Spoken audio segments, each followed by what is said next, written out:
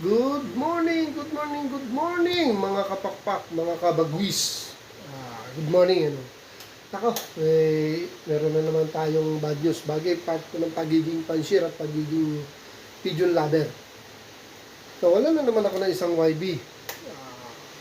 Pipito na lang yung aking, yung aking paronda or batcher.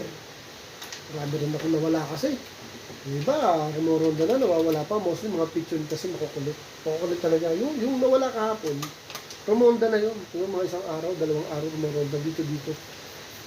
Kahapon, last na nakita ko siya, nasa bubong ko naman. Kaya lang, nung mga hapon na, kasi hanapin ko na Maghahapon, di pa bumabalik Kasi lahat ng kalapati ko, bumalik na. Siya na lang hindi bumalik, pagtingin ko na doon sa malayo.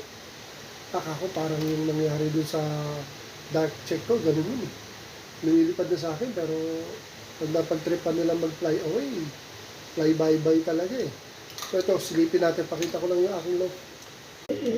Ayun, tapos lang na lang kumain. Ay, mayroon pang natira.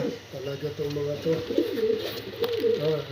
Sige, babara ko kayo. Kasi kami, mamaya, alis kami mamaya. Mamaya, wala kayong pagkain. Sige kayo. Wawa kayo. Sige lang mga kabagwis ha. Okay. Ayan. Ayan na sila. Wala yung magandang kulay kung picture. Yung YB.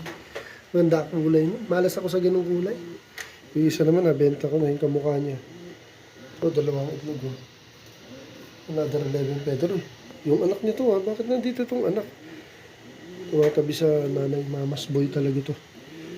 11 feather, last 11 feather, batcher ko na to, pero medyo nangungulit-ngulit. Kanya baby.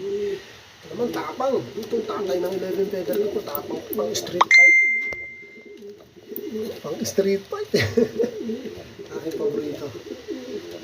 Yung dalawang bitchin ko. Mga personalized na singsing ko yan. Isang Taiwan na Pomeranian, tsaka yung personalized singsing ko. So yun, in-inform ko lang kayo na magalang tayo ng ibon. Wala talaga sa bubong. Okay. Okay, dito na lang. Good morning muna mga kabagwis. May bababa na. Hi, pasaway. See you next time. Keep watching. Thank you for watching.